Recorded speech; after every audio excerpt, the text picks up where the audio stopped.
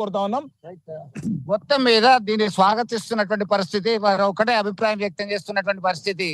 ఈ ప్రజాపాలన కార్యక్రమం చేపట్టడానికి ముందే కొంత అవగాహన సదస్సులు, కొంత శిక్షణ కార్యక్రమం ఇస్తే బాగుండేది. ఎందుకంటే వాళ్ళు ఈ దరఖాస్తు ఫారం లోనే ఒక క్లారిటీ లేదు. ఎందుకు లేదు అంటే రేషన్ కార్డు నెంబర్ అడుగుతున్నారు. రేషన్ కార్డు లేని వాళ్ళ పరిస్థితి ఏంటి? తెల్ల రేషన్ కార్డులు చాలా మందికి లేదు. దాదాపు దశాబ్ద కాలం నుంచి తెల్ల రేషన్ కార్డు ఇచ్చినటువంటి దాఖలు లేదు. ఒక కుటుంబంలో ఉన్నటువంటి వ్యక్తి వివాహం జరిగిన తర్వాత వాళ్ళు వేరే కాపురం పెట్టినప్పుడు వాళ్ళకు వచ్చినటువంటి రేషన్ కార్డు రాలేదు. కుటుంబం పెరిగింది, కుటుంబ సభ్యుల సంఖ్య పెరిగింది. ఇట్లాంటి కొన్ని డౌట్స్ ఉన్నాయి.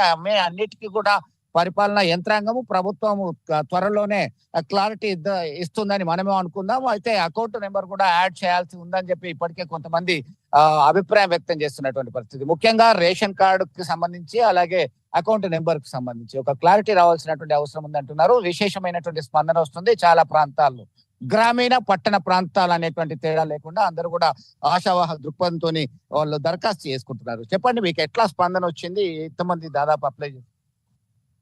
దాదాపు ఒక దరఖాస్తు చేసుకున్న వాళ్ళు ఏమడుగుతున్నారు సార్? ప్రధానంగా వాళ్ళు దరఖాస్తు చేసుకున్న వారు ఒక సుమారుగా 600 మందికి పైగా జరిగినారు ఈ 60 డివిజన్ లో.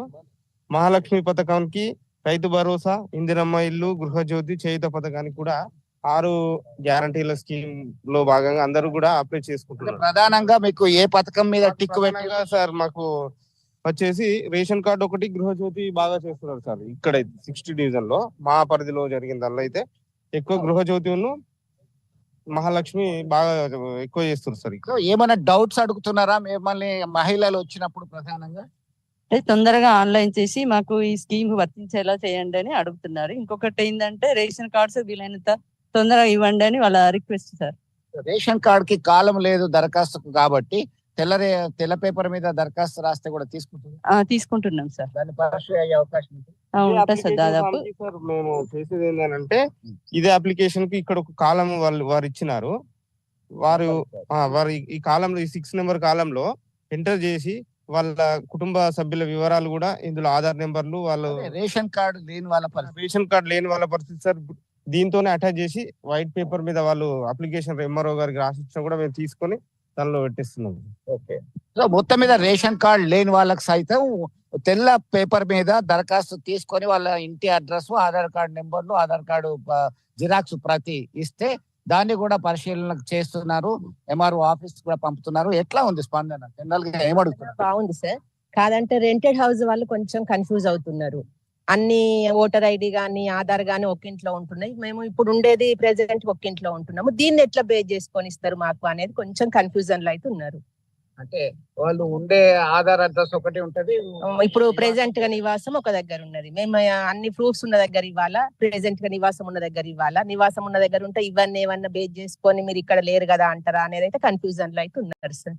మీరు అన్నట్టుగా అంటే కొంతమంది ఇక్కడ ఒకదాన్ని విషయాన్ని గమనించాల్సినటువంటి అవసరం ఉంది. ఎందుకంటే ఆధార్ ఫామ్ లో ఒక అడ్రస్ ఉంటున్నది. వీళ్ళు ప్రస్తుతం ఉద్యోగాల కోసము, పిల్లల చదువుల కోసము పట్టణ ప్రాంతాలకు వలస వెళ్ళడము, ఇతరత్ర కార్యక్రమాలతో ముందుకెళ్ళినటువంటి పరిస్థితుల్లో అడ్రస్ మారుతుంది. స్క్రూటినీ కొరకు వాళ్ళు పరిశీలనకు వచ్చేటువంటి అధికారులకి ఏదైనా డౌట్ వచ్చి కొట్టేస్తారా, స్క్రూటినీలో తీసేస్తారా అనేటువంటి డౌట్ కూడా ఉన్నటువంటి పరిస్థితి ఉంది.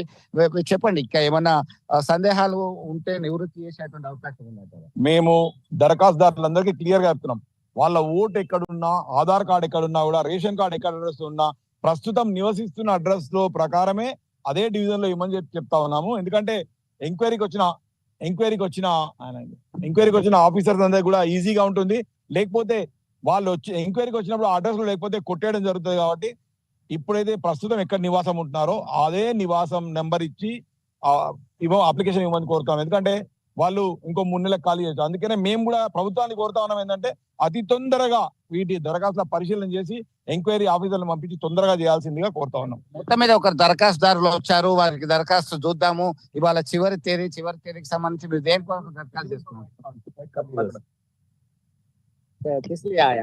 आज लास्ट डेट है, मैं रहता था काम से बाहर था से, तो इसलिए लास्ट डेट देने के लिए आया मैं कार्ड।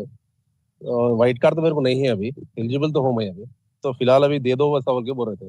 एक व्हाइट पेपर में लिख के दे दे? नहीं वैसा कुछ भी नहीं बोले, इस पे 600 लिख के दे दो बोल सर बोले थे। मेरे को पर्टिकुलर नहीं मालूम गवर्नमेंट से क्या है वो, तो ले कर लेके उसमें लिख दिया। जी जी సో ఆధార్ కార్డ్ నెంబర్లన్నీ కూడా ఉన్నాయి దీనిలో. రేషన్ కార్డ్ కి సంబంధించి ఆయన eligible for white ration card అని మాత్రమే ఈ కాలం నింపడం జరిగింది. దీనికి సరి అయినటువంటి పూర్తి అవగాహన లేదు. అయినప్పటికీ సైతం దానికి అధికారులు ఇక్కడ ఉన్నటువంటి సిబ్బంది సూచనల మేరకు అది నింపడం జరిగింది. విద్యుత్ కనెక్షన్ కి సంబంధించి కూడా వారు పూర్తి వివరాలు కూడా పూర్తి చేయడం జరిగింది. దీనికి సంబంధించి ఆధార్ కార్డు ఏదైతే అడుగుతున్నారో ఆధార్ కార్డు అది మెన్షన్ చేశారు. ఇక రేషన్ కార్డు సంబంధించి అవైలబిలిటీ లేదు. గ్యాస్ సిలిండర్ మనకి కన్సెషన్ వస్తుంది కాబట్టి భారత్ పెట్రోలియం కార్పొరేషన్ సంబంధించినటువంటి కార్డు, దాని గ్యాస్ నెంబర్, సిలిండర్ నెంబర్, రసీదులు కూడా దరఖాస్తు ఫారం ఇచ్చారు. అలాగే కొంత ముందుకు వచ్చేసి అకౌంట్ నెంబర్ కూడా జత చేయడం జరిగింది.